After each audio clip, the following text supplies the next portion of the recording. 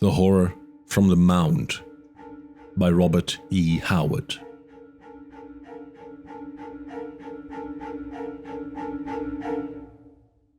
Steve Brill did not believe in ghosts or demons. Juan Lopez did.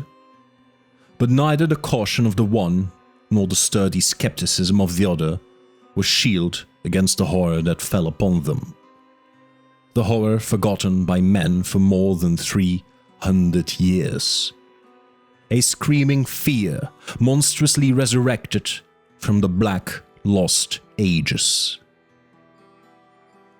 Yet, as Steve Brill sat on his sagging stoop that last evening, his thoughts were as far from uncanny menaces as the thoughts of man can be. His ruminations were bitter but materialistic. He surveyed his farmland, and he swore. Brill was tall, rangy, and tough as boot leather. True son of the iron-bodied pioneers who wrenched West Texas from the wilderness. He was browned by the sun, and strong as a long-horned steer. His lean legs and the boots on them showed his cowboy instincts. And now he cursed himself that he had ever climbed off the hurricane deck of his crank-eyed Mustang and turned to farming. He was no farmer, the young puncher admitted profanely. Yet his failure had not all been his fault. Plentiful rain in the winter, so rare in West Texas, had given promise of good crops. But, as usual, things had happened.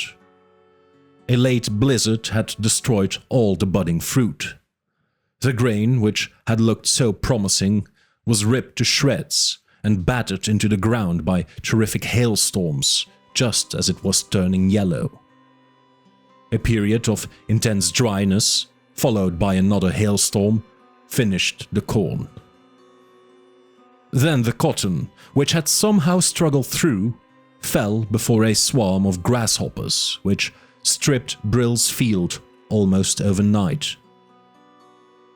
So Brill sat and swore that he would not renew his lease. He gave fervent thanks that he did not own the land on which he had wasted his sweat, and that there were still broad, rolling ranges to the west, where a strong young man could make his living riding and roping. Now, as Brill sat glumly, he was aware of the approaching form of his nearest neighbor, Juan Lopez, a taciturn old Mexican who lived in a hut just out of sight over the hill across the creek and grubbed for a living. At present, he was clearing a strip of land on an adjoining farm, and in returning to his hut, he crossed a corner of Brill's pasture. Brill idly watched him climb through the barbed wire fence and trudged along the path he had worn in the short, dry grass. He had been working at his present job for over a month now, chopping down tough, gnarly mesquite trees and digging up their incredibly long roots. And Brill knew that he always followed the same path home. And watching, Brill noted him swerving far aside, seemingly to avoid a low, rounded hillock which jutted above the level of the pasture. Lopez went far around this knoll, and Brill remembered that the old Mexican always circled it at a distance. And another thing came into Brill's idle mind. Lopez always increased his gait when he was passing the knoll, and he always managed to get by it before sundown. Yet, Mexican laborers generally worked from the first light of dawn to the last glint of twilight, especially at these grubbing jobs, when they were paid by the acre and not by the day. Brill's curiosity was aroused. He rose, and sauntering down the side slope on the crown of which his shack sat, hailed the plodding Mexican. "Hey Lopez, wait a minute." Lopez halted, looked about and remained motionless but unenthusiastic as the white man approached. "Lopez," said Brill lazily. "It ain't none of my business, but I just wanted to ask you, how come you always go so far around that old Indian mound?" "No sabe," grunted Lopez shortly. "You're a liar," responded Brill genially. "You savvy all right. You speak English as good as me. What's the matter? You think that mound's haunted or something?" Brill could speak Spanish himself and read it too, but like most Anglo-Saxons, he much preferred to speak his own language. Lopez shrugged his shoulders. "It is not a good place, no bueno," he muttered, avoiding Brill's eyes. "Let hidden things rest." "I reckon you're scared of ghosts," Brill bantered. "Shucks, if that is an Indian mound, them Indians been dead so long that ghosts ought be plumb wore out by now." Brill knew that the illiterate Mexicans looked with superstitious aversion on the mounds that are found here and there through the Southwest. Relics of a past and forgotten age, containing the moldering bones of chiefs and warriors of a lost race. "Best not to disturb what is hidden in the earth," grunted Lopez. "Bosh," said Brill. "Me and some boys busted into one of the mounds over in the Palo Pinto country and dug up pieces of a skeleton with some beads and flint arrowheads and the like. I kept some of the teeth a long time till I lost them, and I ain't never been haunted." "Indians?" snorted Lopez unexpectedly. "Who spoke of Indians? There have been more than Indians in this country. In the old times, strange things happened here. I have heard the tales of my people, handed down from generation to generation. And my people were here long before yours, Senor Brill." "Yeah, you're right," admitted Steve. "First white men in this country was Spaniards, of course. Coronado passed along not very far from here, I hear tell. And Hernando de Estrada's expedition came through here, away back yonder. I don't know how long ago." "In 1545, said Lopez. "They pitched camp yonder where your corral stands now." Brill turned to glance at his rail-fenced corral, inhabited now by his saddle horse, a pair of workhorses, and a scrawny cow. "How come you know so much about it?" he asked curiously. "One of my ancestors marched with De Estrada," answered Lopez. "A soldier, Porfirio Lopez. He told his son of that expedition, and he told his son, and so down the family line to me, who have no son to whom I can tell the tale." "I didn't know you were so well connected," said Brill. "Maybe you know something about the gold De Estrada was supposed to have hid around here, somewhere." "There was no gold," growled Lopez. "De Estrada's soldiers bore only their arms, and they fought their way through hostile country. Many left their bones along the trail. Later, many years later, a mule train from Santa Fe was attacked not many miles from here by Comanches, and they hid their gold and escaped. So the legends got mixed up. But even their gold is not here now, because gringo buffalo hunters found it and dug it up." Brill nodded abstractedly, hardly heeding. Of all the continent of North America, there is no section so haunted by tales of lost or hidden treasure as is the Southwest.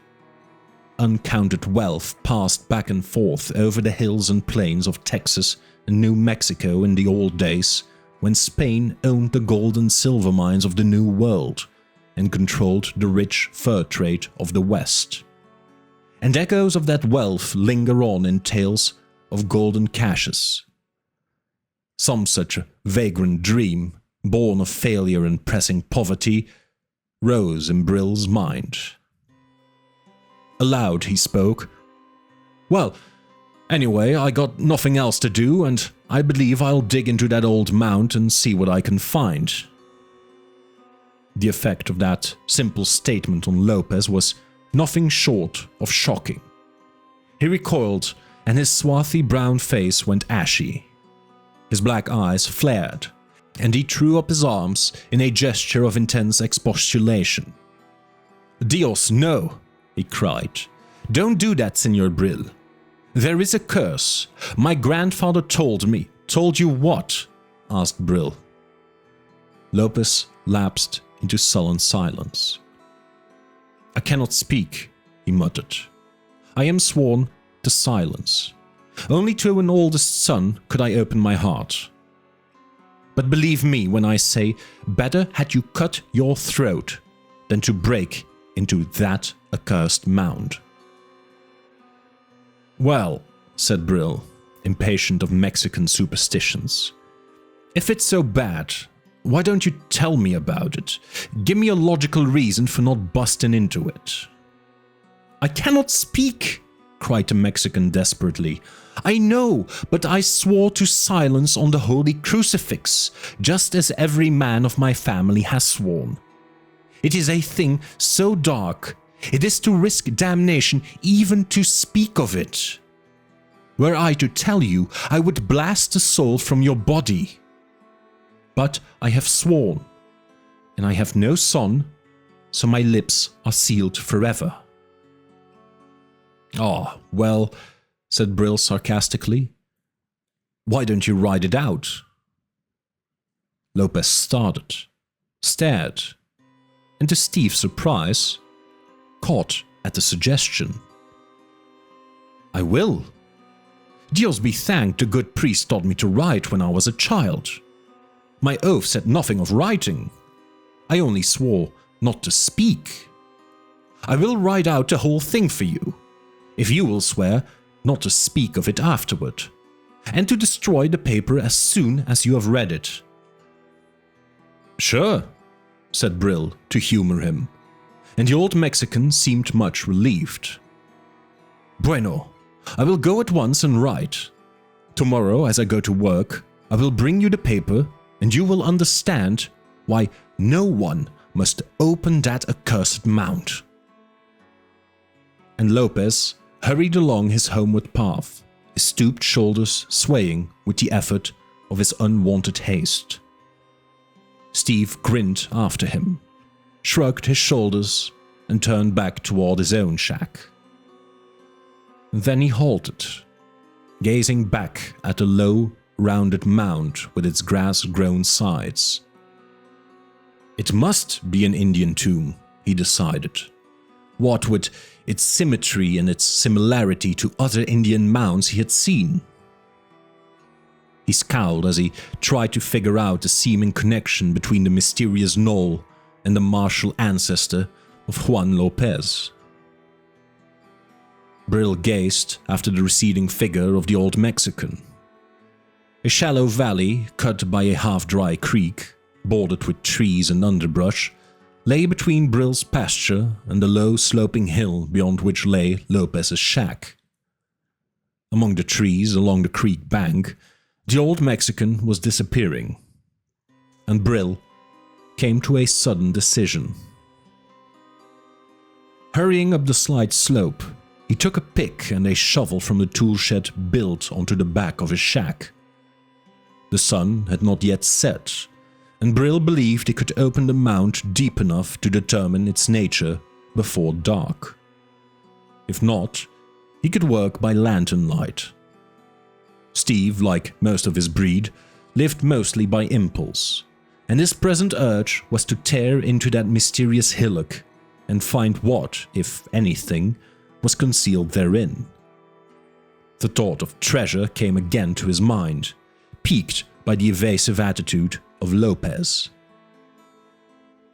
What if, after all, that grassy heap of brown earth hid riches, virgin ore from forgotten mines, or the minted coinage of old Spain? Was it not possible that the musketeers of de Estrada had themselves reared that pile above a treasure they could not bear away, molding it in the likeness of an Indian mound to fool seekers? Did old Lopez know that? It would not be strange if, knowing of treasure there, the old Mexican refrained from disturbing it. Ridden with grisly superstitious fears, he might well live out a life of barren toil rather than risk the wrath of lurking ghosts or devils. For the Mexicans say that hidden gold is always accursed, and surely there was supposed to be some especial doom resting on this mound. Well, Brill meditated, Latin Indian devils had no terrors for the Anglo-Saxon, tormented by the demons of drought and storm and crop failure. Steve set to work with the savage energy characteristic of his breed. The task was no light one. The soil, baked by the fierce sun, was iron hard, and mixed with rocks and pebbles. Brill sweated profusely and grunted with his efforts, but the fire of the treasure hunter was on him. He shook the sweat out of his eyes and drove in the pick with mighty strokes that ripped and crumbled the close-packed dirt. The sun went down, and in the long, dreamy summer twilight, he worked on, almost oblivious of time or space. He began to be convinced that the mound was a genuine Indian tomb, as he found traces of charcoal in the soil. The ancient people which reared these sepulchres had kept fires burning upon them for days at some point in the building. All the mounds Steve had ever opened had contained a solid stratum of charcoal a short distance below the surface, but the charcoal traces he found now were scattered about through the soil. His idea of a Spanish-built treasure trove faded, but he persisted. Who knows, perhaps that strange folk men now called mound builders had treasure of their own, which they laid away with the dead. Then Steve yelped in exultation as his pick rang on a bit of metal. He snatched it up and held it close to his eyes, straining in the waning light. It was caked and corroded with rust, worn almost paper-thin. But he knew it for what it was. A spur rowel, unmistakably Spanish with its long, cruel points. And he halted, completely bewildered. No Spaniard ever reared this mound, with its undeniable marks of aboriginal workmanship. Yet, how came that relic of Spanish caballeros hidden deep in the packed soil? Brill shook his head and set to work again. He knew that in the center of the mound, if it were indeed an aboriginal tomb, he would find a narrow chamber built of heavy stones, containing the bones of the chief for whom the mound had been reared and the victims sacrificed above it. And in the gathering darkness, he felt his pick strike heavily against something granite-like and unyielding. Examination, by sense of feel as well as by sight, proved it to be a solid block of stone, roughly hewn. Doubtless, it formed one of the ends of the death chamber. Useless to try and shatter it. Brill chipped and pecked about it, scraping the dirt and pebbles away from the corners until he felt that wrenching it out would be but a matter of sinking the pick point underneath and levering it out. But now he was suddenly aware that darkness had come on. In the young moon, objects were dim and shadowy. His Mustang nickered in the corral whence came the comfortable crunch of tired beasts' jaws on corn. A whippoorwill called eerily from the dark shadows of the narrow, winding creek. Brill straightened reluctantly. Better get a lantern and continue his explorations by its light. He felt in his pocket with some idea of wrenching out a stone and exploring the cavity by the aid of matches. Then he stiffened. Was it imagination that he heard a faint, sinister rustling, which seemed to come from behind the blocking stone? Snakes. Doubtless they had holes somewhere about the base of the mound, and there might be a dozen big diamond-backed rattlers coiled up in that cave-like interior, waiting for him to put his hand among them. He shivered slightly at the thought, and backed away out of the excavation he had made. It wouldn't do to go poking about blindly into holes. And for the past few minutes, he realized, he had been aware of a faint, foul odor exuding from interstices about the blocking stone, though he admitted that the smell suggested reptiles no more than it did any other menacing scent. It had a charnel house reek about it. Gases formed in the chamber of death, no doubt, and dangerous to the living. Steve laid down his pick and returned to the house, impatient of the necessary delay. Entering the dark building, he struck a match and located his kerosene lantern hanging on its nail on the wall. Shaking it, he satisfied himself that it was nearly full of coal oil and lighted it. Then he fared forth again, for his eagerness would not allow him to pause long enough for a bite of food. The mere opening of the mound intrigued him, as it must always intrigue a man of imagination, and the discovery of the Spanish spur had whetted his curiosity. He hurried from his shack, the swinging lantern casting long, distorted shadows ahead of him and behind. He chuckled as he visualized Lopez's thoughts and actions when he learned, on the morrow, that the forbidden mound had been pried into. A good thing he opened it that evening, Brill reflected. Lopez might even have tried to prevent him meddling with it, had he known.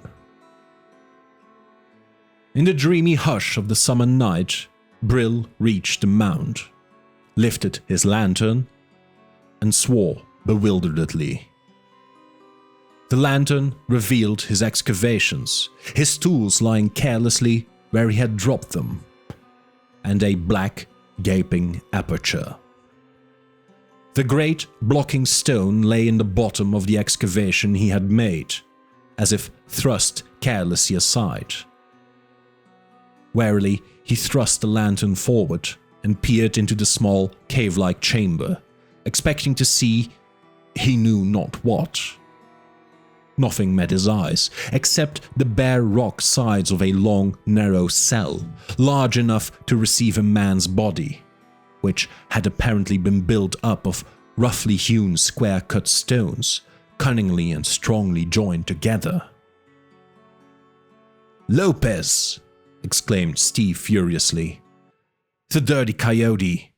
He's been watching me work! And when I went after the lantern, he snuck up and pried the rock out and grabbed whatever was in there, I reckon. Blast his greasy hide, I'll fix him." Savagely, he extinguished the lantern and glared across the shallow, brush-grown valley. And as he looked, he stiffened. Over the corner of the hill, on the other side of which the shack of Lopez stood, a shadow moved. The slender moon was setting, the light dim, and the play of the shadows baffling. But Steve's eyes were sharpened by the sun and winds of the wastelands, and he knew that it was some two-legged creature that was disappearing over the low shoulder of the mesquite-grown hill. "Beating it to his shack," snarled Brill. "He sure got something, or he wouldn't be traveling at that speed."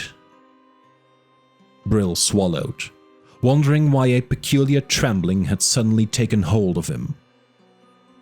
What was there unusual about a thieving old greaser running home with his loot? Brill tried to drown the feeling that there was something peculiar about the gait of the dim shadow, which had seemed to move at a sort of slinking lope. There must have been need for swiftness when stocky old Juan Lopez elected to travel at such a strange pace. Whatever he found is as much mine as his, swore Brill, trying to get his mind off the abnormal aspect of the figure's flight. I got this land leased, and I done all the work digging. A curse, heck, no wonder he told me that stuff. Wanted me to leave it alone, so he could get it hisself. It's a wonder he ain't dug it up long before this. But you can never tell about them spigs. Brill, as he meditated thus, was striding down the gentle slope of the pasture which led down to the creek bed. He passed into the shadows of the trees and dense underbrush and walked across the dry creek bed, noting absently that neither whippoorwill nor hoot owl called in the darkness. There was a waiting, listening tenseness in the night that he did not like. The shadows in the creek bed seemed too thick, too breathless. He wished he had not blown out the lantern, which he still carried, and was glad he had brought a pick, gripped like a battle axe in his right hand. He had an impulse to whistle, just to break the silence, then swore and dismissed the thought. Yet he was glad when he clambered up the low opposite bank and emerged into the starlight. He walked up the slope and onto the hill, and looked down on the mesquite flat wherein stood Lopez's squalid hut. A light showed at the one window. "Packing his things for a getaway, I reckon," grunted Steve. "Oh, what the—" He staggered as from a physical impact, as a frightful scream knifed the stillness. He wanted to clap his hands over his ears to shut out the horror of that cry, which rose unbearably and then broke in an abhorrent gurgle. Good God! Steve felt a cold sweat spring out upon him. Lopez! Was somebody... Even as he gasped the words, he was running down the hill as fast as his long legs could carry him. Some unspeakable horror was taking place in that lonely hut, but he was going to investigate it if it meant facing the devil himself. He tightened his grip on his pick handle as he ran. Wandering prowlers, murdering old Lopez for the loot he had taken from Mound, Steve thought, and forgot his wrath. It would go hard for anyone he caught molesting the old scoundrel, thief though he might be. He hit the flat, running hard. Then the light in the hut went out, and Steve staggered in full flight, bringing up against a mesquite tree with an impact that jolted a grunt out of him and tore his hands on the thorns. Rebounding with a sobbed curse, he rushed for the shack, nerving himself for what he might see, his hair still standing on end at what he had already seen. Brill tried the one door of the hut and found it bolted. He shouted to Lopez and received no answer, yet utter silence did not reign. From within came a curious, muffled, worrying sound that ceased as Brill swung his pick crashing against the door. The flimsy portal splintered, and Brill leaped into the dark hut, eyes blazing, pick swung high for a desperate onslaught. But no sound ruffled the grisly silence, and in the darkness nothing stirred, though Brill's chaotic imagination peopled the shadowed corners of the hut with shapes of horror. With a hand damp with perspiration, he found a match and struck it. Besides himself, only Lopez occupied the hut. Old Lopez, stark dead on the dirt floor, arms spread wide like a crucifix, mouth sagging open in a semblance of idiocy. eyes wide and staring with a horror Brill found intolerable. The one window gaped open, showing the method of the Slayer's exit, possibly his entrance as well. Brill went to that window and gazed out warily. He saw only the sloping hillside on one hand and the mesquite flat on the other. He started. Was that a hint of movement among the stunted shadows of the mesquites and chaparral? Or had he but imagined he glimpsed a dim, loping figure among the trees? He turned back as the match burned down to his fingers. He lit the old coal oil lamp on the rude table, cursing as he burned his hand. The globe of the lamp was very hot, as if it had been burning for hours. Reluctantly, he turned to the corpse on the floor. Whatever sort of death had come to Lopez, it had been horrible. But Brill, gingerly examining the dead man, found no wound, no mark of knife or bludgeon on him. Wait, there was a thin smear of blood on Brill's questing hand. Searching, he found the source. 3 or 4 tiny punctures in Lopez's throat, from which blood had oozed sluggishly. At first, he thought they had been inflicted with a stiletto, a thin, round, edgeless dagger. And then he shook his head. He had seen stiletto wounds. He had the scar of one on his own body. These wounds more resembled the bite of some animal. They looked like the marks of pointed fangs. Yet Brill did not believe they were deep enough to have caused death, nor had much blood flowed from them. A belief, abhorrent with grisly speculations, rose up in the dark corners of his mind.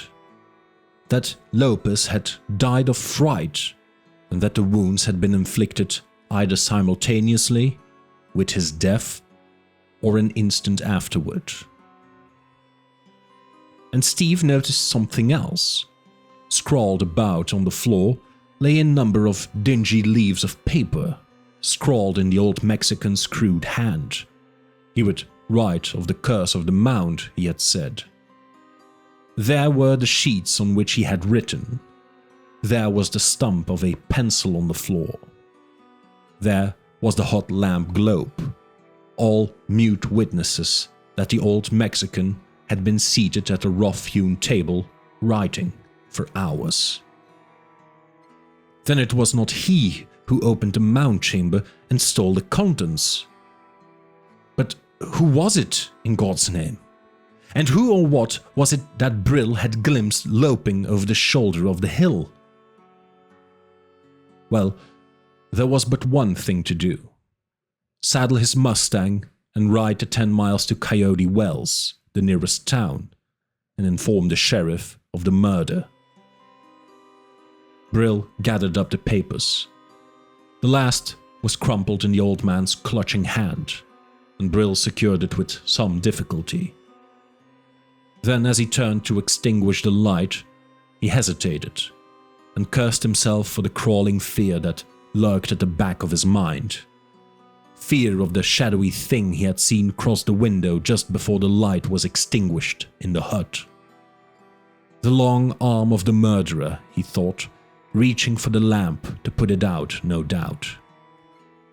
What had there been abnormal or inhuman about that vision, distorted though it must have been in the dim lamplight and shadow? As a man strives to remember the details of a nightmare dream, Steve tried to define in his mind some clear reason that would explain why that flying glimpse had unnerved him to the extent of blundering headlong into a tree, and why the mere vague remembrance of it now caused cold sweat to break out on him. Cursing himself to keep up his courage, he lighted his lantern, blew out the lamp on the rough table, and resolutely set forth, grasping his pick like a weapon. After all, Why should certain seemingly abnormal aspects about a sordid murder upset him? Such crimes were abhorrent but common enough, especially among Mexicans who cherished unguessed feuds. Then, as he stepped into the silent, star-flecked night, he brought up short. From across the creek sounded the sudden, soul-shaking scream of a horse in deadly terror. Then, a mad drumming of hooves that receded in the distance. And Brill swore in rage and dismay. Was it a panther lurking in the hills? Had a monster cat slain old Lopez? Then why was not the victim marked with the scars of fierce hooked talons? And who extinguished the light in the hut? As he wondered, Brill was running swiftly toward the dark creek. Not lightly does a cowpuncher regard the stampeding of his stock. As he passed into the darkness of the brush along the dry creek, Brill found his tongue strangely dry. He kept swallowing, and he held the lantern high. It made but faint impression in the gloom, but seemed to accentuate the blackness of the crowding shadows. For some strange reason, the thought entered Brill's chaotic mind that, though the land was new to the Anglo-Saxon, it was in reality very old. That broken and desecrated tomb was mute evidence that the land was ancient to man. And suddenly the night and the hills and the shadows bore on Brill with a sense of hideous antiquity. Here had long generations of men lived and died before Brill's ancestors ever heard of the land. In the night, in the shadows of this very creek, men had no doubt given up their ghosts in grisly ways. With these reflections, Brill hurried through the shadows of the thick trees. He breathed deeply in relief when he emerged from the trees on his own side. Hurrying up the gentle slope to the railed corral, he held up his lantern, investigating. The corral was empty. Not even the placid cow was inside, and the bars were down. That pointed to human agency, and the affair took on a newly sinister aspect. Someone did not intend that Brill should ride to Coyote Wells that night. It meant that the murderer intended making his getaway, and wanted a good start on the law, or else. Brill grinned wryly. Far away across a mesquite flat, he believed he could still catch the faint and faraway noise of running horses. What in God's name had given them such a fright? A cold finger of fear played shudderingly on Brill's spine. Steve headed for the house. He did not enter boldly. He crept clear around the shack, peering shudderingly into the dark windows, listening with painful intensity for some sound to betray the presence of the lurking killer. At last, he ventured to open the door and step in. He threw the door back against the wall to find if anyone were hiding behind it, lifted the lantern high and stepped in, heart pounding, pick gripped fiercely, his feelings a mixture of fear and red rage. But no hidden assassin leaped upon him, and a wary exploration of the shack revealed nothing. With a sigh of relief, Brill locked the doors, made fast the windows, and lighted his old coal oil lamp. The thought of old Lopez lying, a glassy-eyed corpse alone in the hut across the creek, made him wince and shiver. But he did not intend to start for town on foot in the night. He drew from its hiding place his reliable old Colt .45, spun the blue steel cylinder, and grinned mirthlessly. Maybe the killer did not intend to leave any witnesses to his crime alive. well, let him come. He or they would find a young cowpuncher with a six-shooter less easy prey than an old unarmed Mexican. And that reminded Brill of the papers he had brought from the hut. Taking care that he was not in line with a window through which a sudden bullet might come, he settled himself to read, with one ear alert for stealthy sounds. And as he read the crude, laborious script, a slow, cold horror grew in his soul. It was a tale of fear that the old Mexican had scrawled, a tale handed down from generation to generation, a tale of ancient times. And Brill read of the wanderings of the caballero Hernando de Estrada and his armored pikemen, who dared the deserts of the southwest when all was strange and unknown. There were some 40-odd soldiers, servants and masters at the beginning, the manuscript ran. There was the captain, de Estrada, and the priest and young Juan Zavia, and Don Santiago de Valdez, a mysterious nobleman who had been taken off a helplessly floating ship in the Caribbean Sea. All others of the crew and passengers had died of plague, he had said, and he had cast their bodies overboard. So de Estrada had taken him aboard a ship that was bearing the expedition from Spain, and the Valdez joined them in their explorations. Brill read something of their wanderings, told in the crude style of old Lopez, as the old Mexican's ancestors had handed down the tale for over 300 years. The bare written words dimly reflected the terrific hardships the explorers had encountered. Drought, thirst, floods, the desert sandstorms, the spears of hostile redskins. But it was of another peril that old Lopez told, a grisly lurking horror that fell upon the lonely caravan wandering through the immensity of the wild. Man by man they fell, and no man knew the slayer. Fear and black suspicion ate at the heart of the expedition like a canker, and their leader knew not where to turn. This they all knew. Among them was a fiend in human form.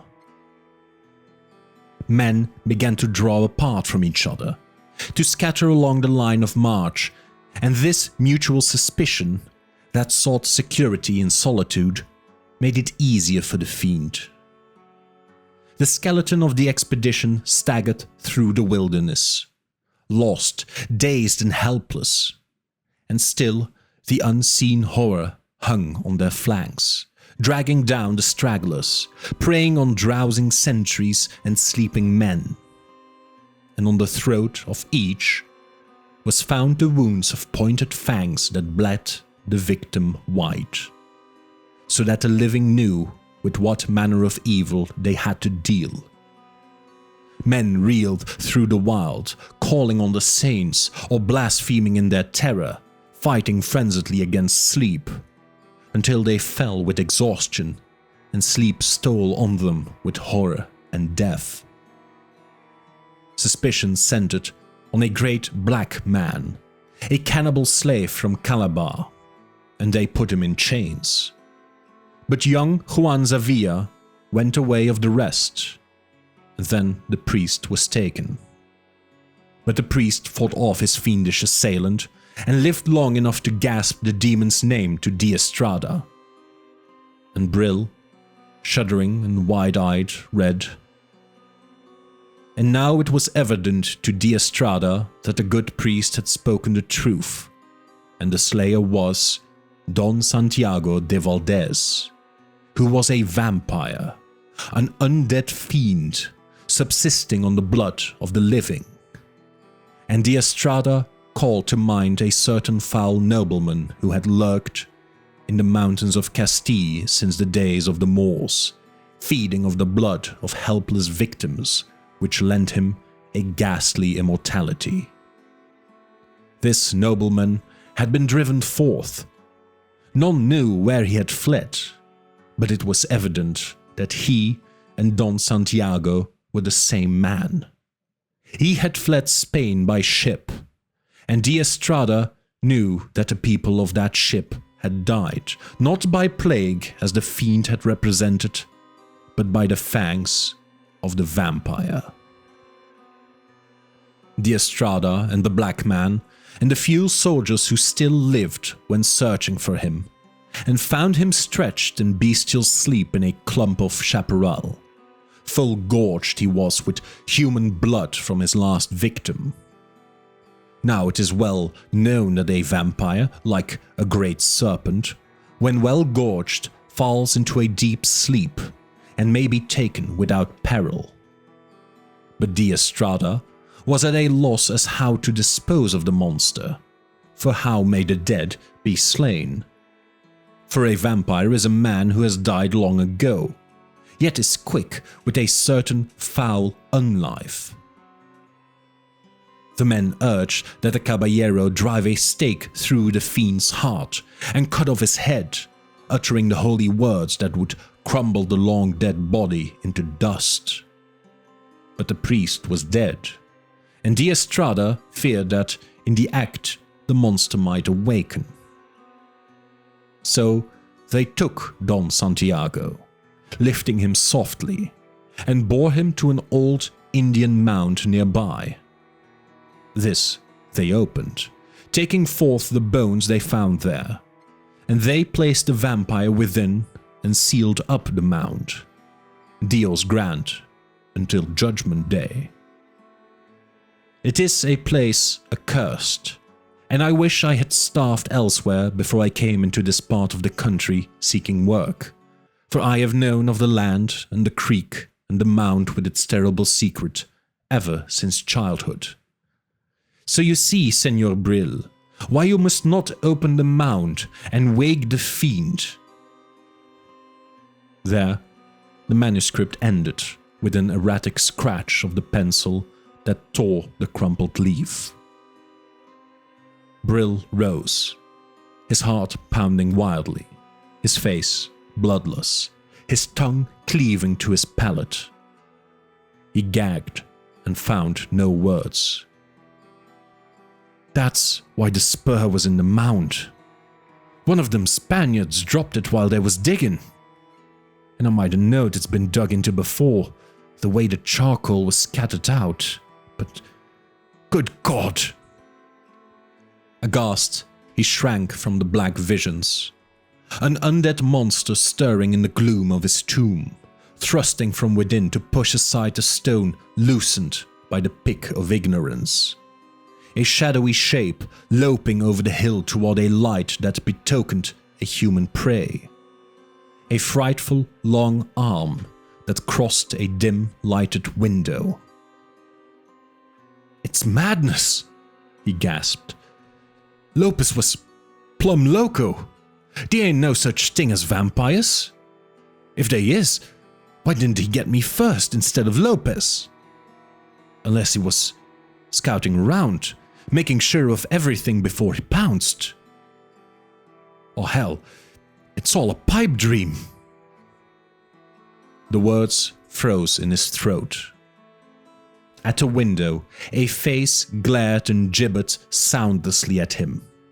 Two icy eyes pierced his very soul. A shriek burst from his throat, and that ghastly visage vanished.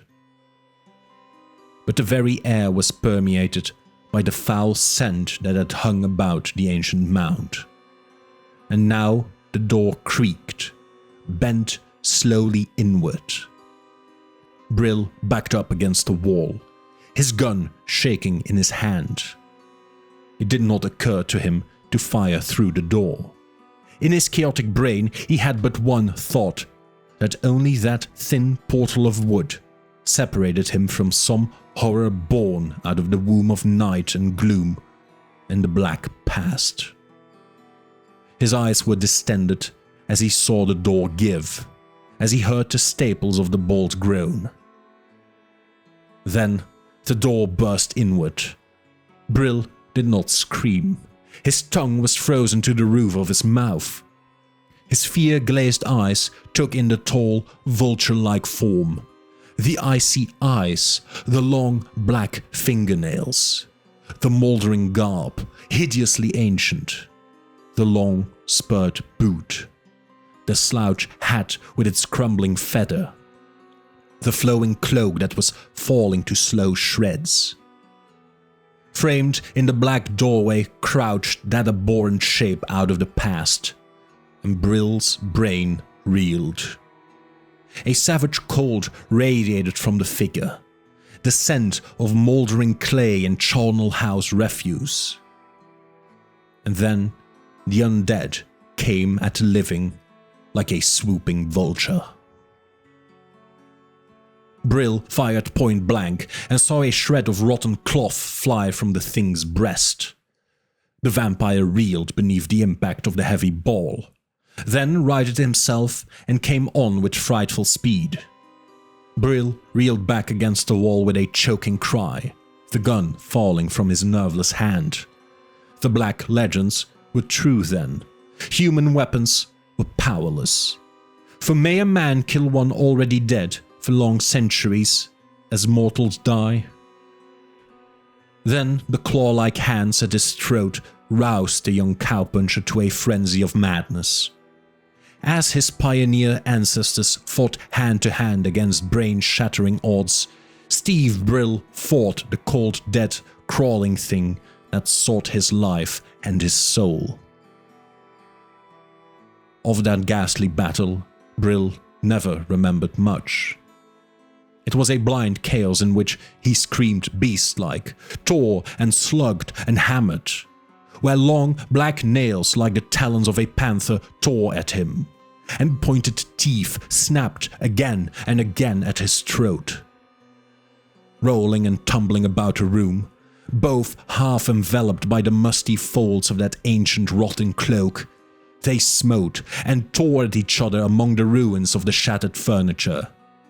And the fury of the vampire was not more terrible than the fear-crazed desperation of his victim. They crashed headlong into the table, knocking it down upon its side, and the coal oil lamp splintered on the floor, spraying the walls with sudden flames. Brill felt a bite of the burning oil that spat at him, but in the red frenzy of the fight, he gave no heed. The black talons were tearing at him, the inhuman eyes burning icily into his soul. Between his frantic fingers, the withered flesh of the monster was hard as dry wood, and wave after wave of blind madness swept over Steve Brill. Like a man battling a nightmare, he screamed and smote, while all about them the fire leaped up and caught at the walls and roof. Through darting jets and licking tongues of flame, they reeled and rolled like a demon and a mortal warring on the fire-lanced floors of hell. And in the growing tumult of the flames, Brill gathered himself for one last volcanic burst of frenzied strength. Breaking away and staggering, up, gasping and bloody, he lunged blindly at the foul shape and caught it in a grip not even the vampire could break. And, whirling his fiendish assailant bodily on high, he dashed him down across the up-tilted edge of the fallen table, as a man might break a stick of wood across his knee. Something cracked like a snapping branch, and the vampire fell from Brill's grasp to writhe in a strange, broken posture on the burning floor.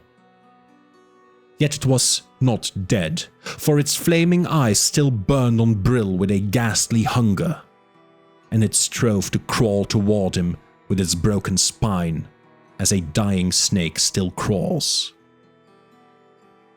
Brill, reeling and gasping, shook the blood from his eyes and staggered blindly through the broken door. And, as a man runs from the portals of hell, he ran stumblingly through the mesquite and chaparral, until he fell from utter exhaustion. Looking back, he saw the flames of the burning house, and thanked God that it would burn until the very bones of Don Santiago de Valdez were utterly consumed and destroyed from the knowledge of all men.